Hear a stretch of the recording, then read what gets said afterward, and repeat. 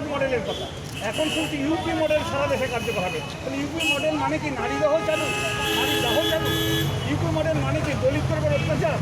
UP model মানে কি যে বাড়ির লোকের কাছ থেকে মেয়েকে কেড়ে নিয়ে গিয়ে পুড়িয়ে দেওয়া এবং তার প্রতিবাদ করার জন্য কেন্দ্র সরকারের গ্রেপ্তার? এইটা হচ্ছে ইউপি মডেল।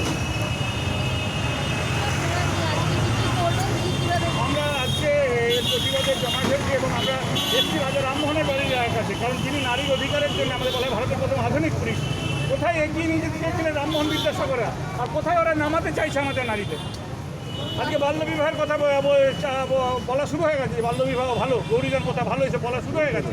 তো সুতরাং আমরা এই রামমোহন রায়ের মূর্তিকে সামনে রেখে যোগী আদিত্যনাথ যে অত্যাচারের ইউপি মডেলের প্রতীক তার কুশপুত্তলি লেখা দাহ করবো এবং তাকে নাকি বলা হচ্ছে ভারতবর্ষের সেরা মুখ্যমন্ত্রী। গোটা পৃথিবীর কাছে কী বার্তা যাচ্ছে?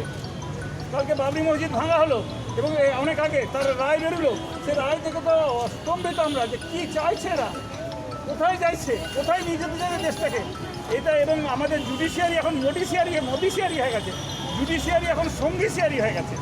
ভারতবর্ষের বিচার ব্যবস্থা প্রধানমন্ত্রীর পদ কেড়ে নেওয়ার মতো ক্ষমতা দেখাতো 1975-এ।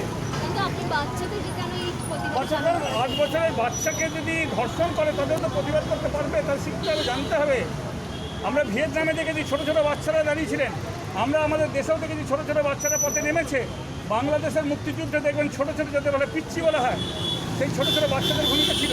আজকে তাদেরও আজকে এমন অবস্থা হয়েছে, আমাদের বাচ্চাদের তো সচেতন করতে হয় সারাক্ষণ, যে তোমরা সচেতন থাকো, যে কোনো ব্যাড টাচ গুড টাচ যেমন শেখায় যে খারাপ লোকের পাল্লায় করো না, প্রতিবাদ করতে শেখো।